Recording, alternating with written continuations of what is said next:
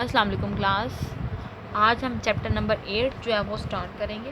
ठीक है, चैप्टर का नाम होगा cash book and bank reconciliation statement. ठीक है, पहले हम शुरू करते हैं कैश बुक। कैश बुक क्या होती है? Page number 201।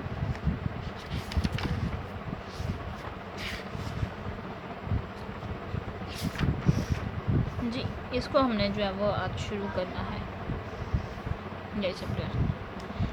इसका बेसिकली आज इंट्रोडक्शन ही होगा। ठीक है, वो शुरू करते हैं पहले।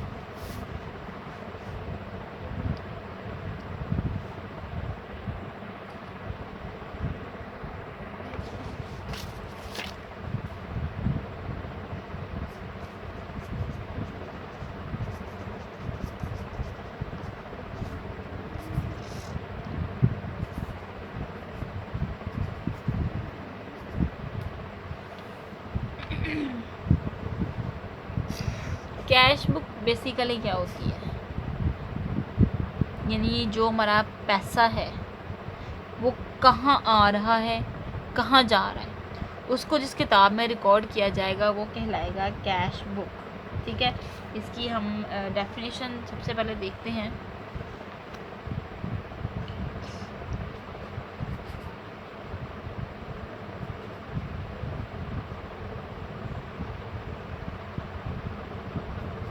The book in which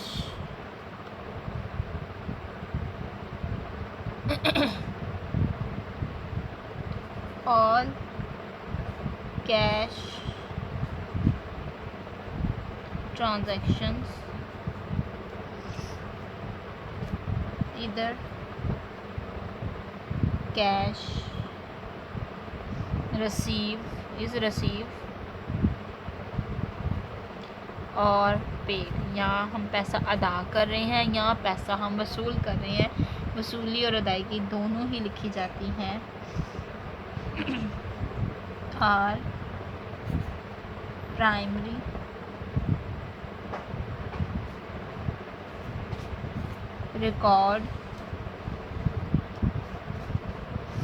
recorded according to dates is called cash book. ठीक हो गया? यानी कि हम जो है वो एक तरफ लेट सपोज डेबिट साइड है, एक तरफ क्रेडिट साइड है।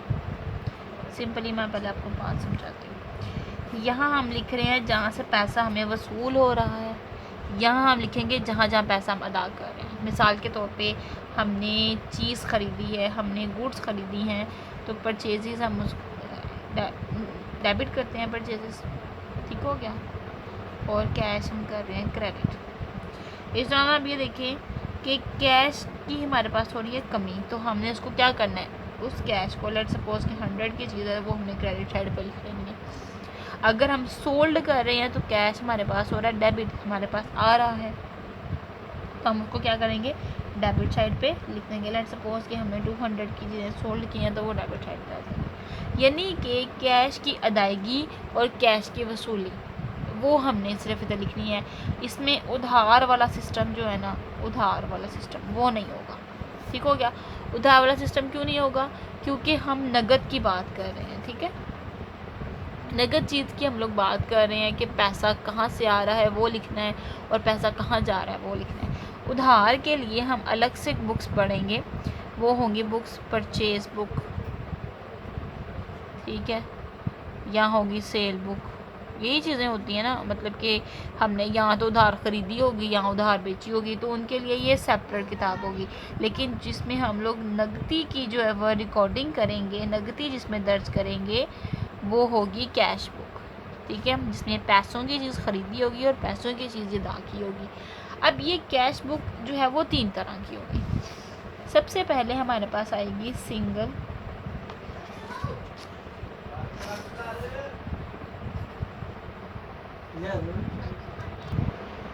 Column cash book. इसमें हम पहले हम ये पढ़ेंगे। दूसरी होगी हमारे पास double column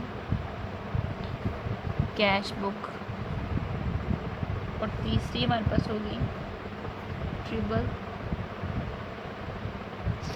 column cash book.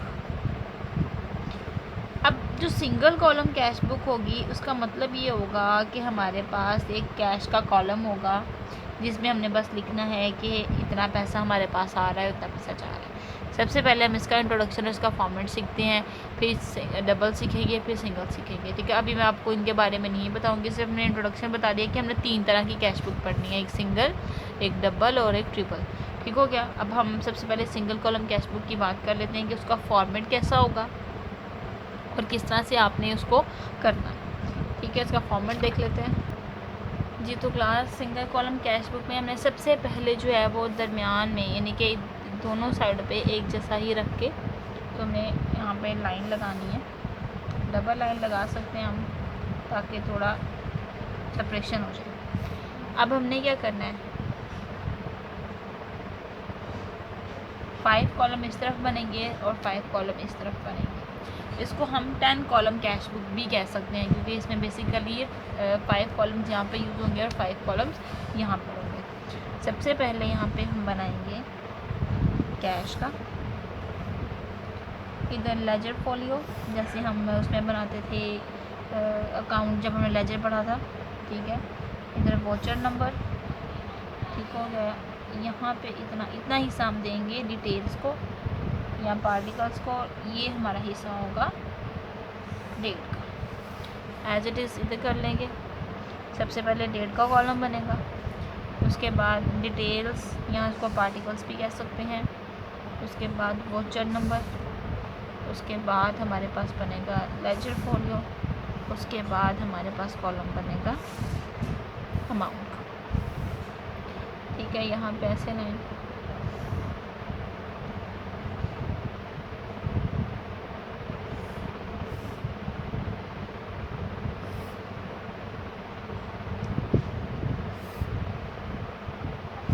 इस तरह से।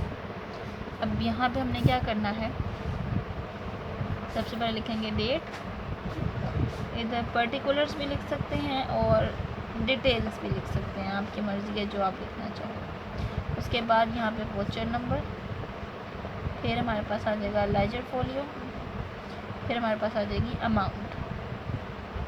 अमाउंट लिख सकते हैं और कैश भी लिख सकते हैं। ठीक हो गया। इधर भी ऐसे ही date, particulars, voucher number, ledger folio, cash या अमाउंट रुपीज़ में। ये साइड होगी हमारी डेबिट साइड और यहाँ पे साइड हमारी होगी क्रेडिट साइड। ठीक हो गया।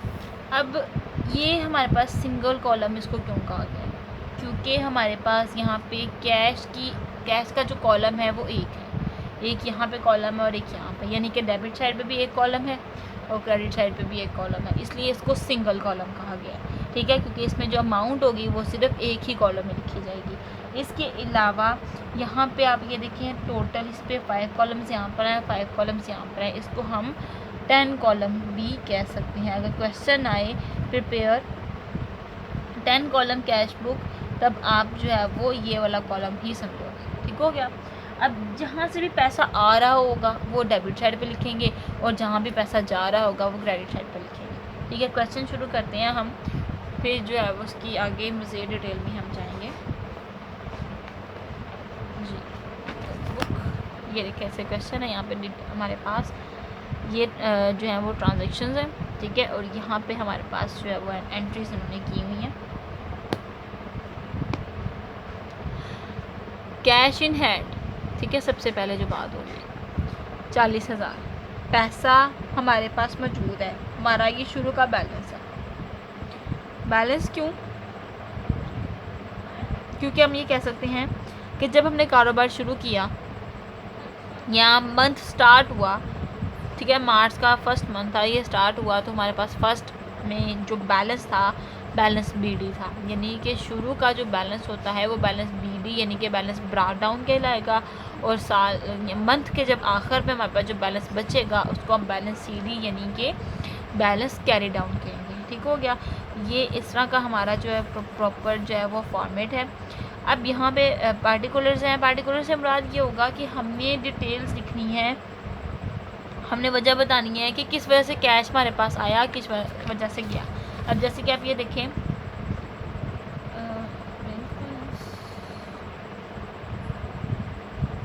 ठीक है, उसके बाद देखें क्वेश्चन शुरू करते हैं।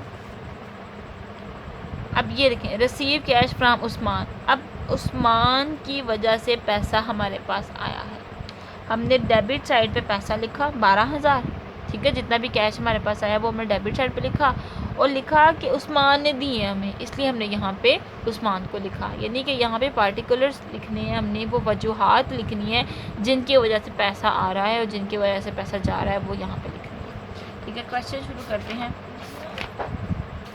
जी। तो क्लास यहाँ पे हमारा जो है वो पहला क्वेश्चन जो है वो शुरू हो रहा है, इस पर फोकस करिएगा। कैश इन हैंड 1000, ठीक है, 25,000 हमारे पास जो है वो कैश आ रहा है, हमारे हाथ में मौजूद है, यानी कि हमारे पास जो बैलेंस है बैलेंस ब्रॉट डाउन वो हमारे पास कितना है 25,000। यहाँ पे डेट नहीं लिखी हुई, ABC लिखी हुई है, तो हम भी डेट्स में ABC लिख रहे थे। ए वाली हमारी जो एंट्री है। अब यहाँ पे बात कर लूँ मैं पहले बैलेंस,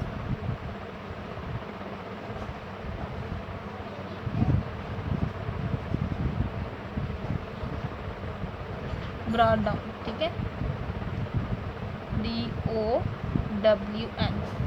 ठीक है। BD बैलेंस का मतलब जो शुरू मंथ में हमारे पास पैसा आया है उसको कहा जाएगा बैलेंस BD। तो यहाँ पे हम लिखते हैं बैलेंस BD, मंथ के शुरू में हमारे पास 25,000 रुपया था जिसको हमने आगे मज़ीद यूज़ किया। सेकंड उन्होंने बताई है हमारे पास entry purchase goods for cash, हमने चीज़ें खरीद ली। जनरल एंट्री करते हैं, पहले यहाँ कर लेते हैं, चीज़ें खरीदी परचेजेस डेबिट और कैश क्रेडिट। तो यहाँ पे हम एंट्री करेंगे, क्या एंट्री होगी इसकी, हमारे पास 3,000 से परचेजेस डेबिट है और कैश हमारे पास हो रहा है क्रेडिट। अब कैश क्या हो रहा है, क्रेडिट। जिस तरह से लेजर बनाते रहे ना, हम वजूहात लिखते रहे हैं, कैश डेबिट हो रहा है जी इसकी वजह ये है, कैश क्रेडिट हो रहा है इसकी वजह ये है, सेम वैसे ही हमने कैश बुक बनानी है। अब कैश हमारे पास यहाँ पे क्रेडिट हो रहा है, वजह है परचेजेस, तो हम एंट्री कुछ इस तरह से करेंगे, कैश क्रेडिट हो रहा है 3,000 से, पहले वो लिख लिया हमने यहाँ पे, और वजह बनी परचेजेस, वो वजह हमने यहाँ पे लिख ली। नेक्स्ट हमारे पास एंट्री है purchase a typewriter for a business, हमने बिज़नेस के लिए टाइपराइटर ख़रीदा है, ठीक है, 3,000 रुपये का टाइपराइटर हमारे पास आया, ठीक है, और हमारे पास गया क्या, पैसा गया। अब यहाँ पे हम एंट्री कर लेते हैं टाइपराइटर की वजह से कैश हमारे पास से चला गया, ठीक है, क्रेडिट हो गया, हमने उसको यहाँ पे क्रेडिट, सॉरी यहाँ पे जो है वो 2,000 है, ठीक है, और यहाँ पे 3,000 है। उसके बाद है सेल गुड्स टू वसीम, हमने वसीम को चीज़ें जो हैं वो बेची हैं for 1,200 and 10% discount and cash receive, इसको समझना पड़ेगा।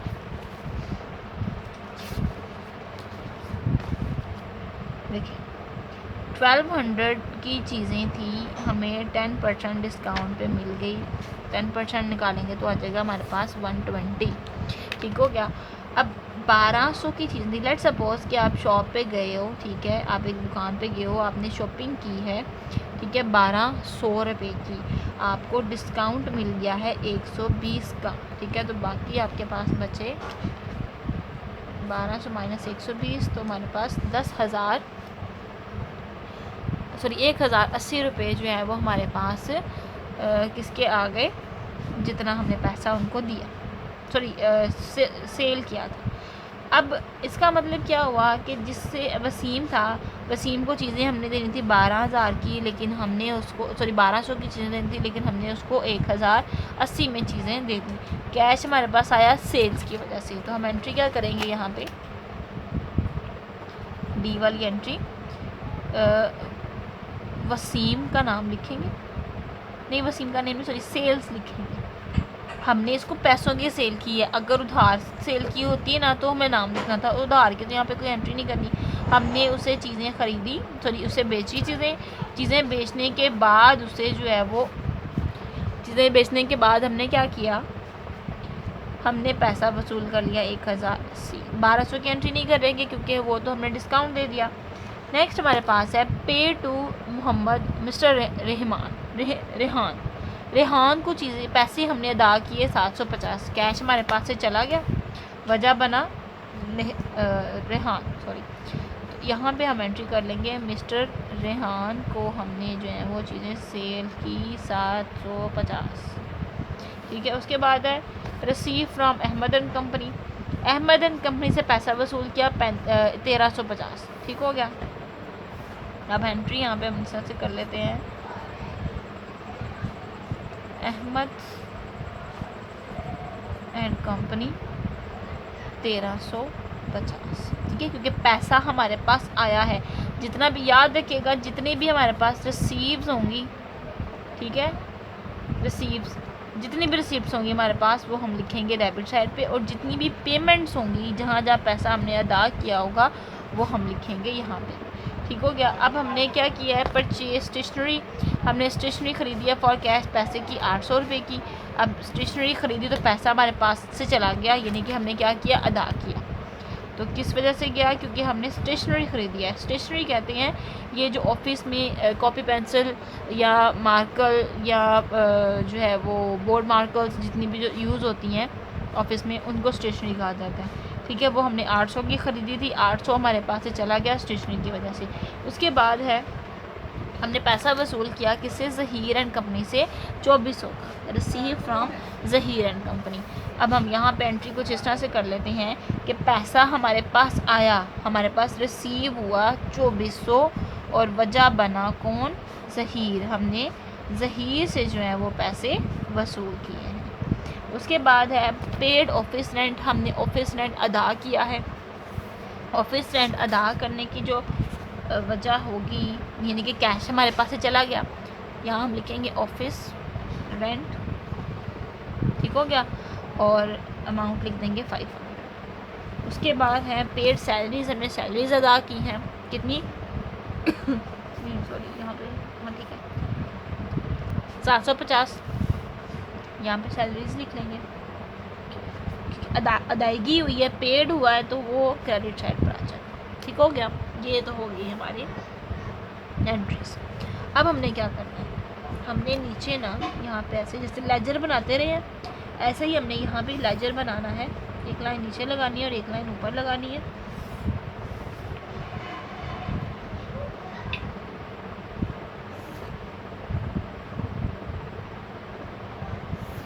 अब हमने दोनों साइड का टोटल करना है। पहले हम जो है वो क्रेडिट साइड की एंट्री कर लेते हैं, सारी वो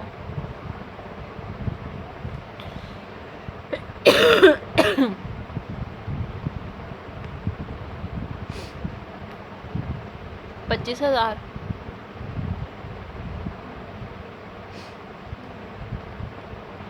1080, 1350, 2400 इस साइड पे लिख लेते हैं छोटा सा करके। अब इस साइड को टोटल करेंगे, 2000, 3000, 750, 800, 500, 750, 7,800, ठीक हो गया। अब हमने जो है वो चेक करना है, जो बड़ी साइड होगी वो दोनों तरफ लिखी जाएगी। क्लास यहाँ पे ये देखिएगा एक एंट्री हमारे पास रह गई है, ये एफ वाली, कैश सेल्स, यानी हमने पैसों की चीज़ें ख़रीदी हैं। पैसा हमारे पास आ रहा है कितने से, 500 से। तो वो एंट्री ज़रा यहाँ पे स्किप हो गई है, तो वो यहाँ कर लेते हैं हम। सेल्स की है हमने, उसकी वजह से कैश हमारे पास 500 आया। ठीक हो गया। अब इसमें 500 हम प्लस कर लेते हैं।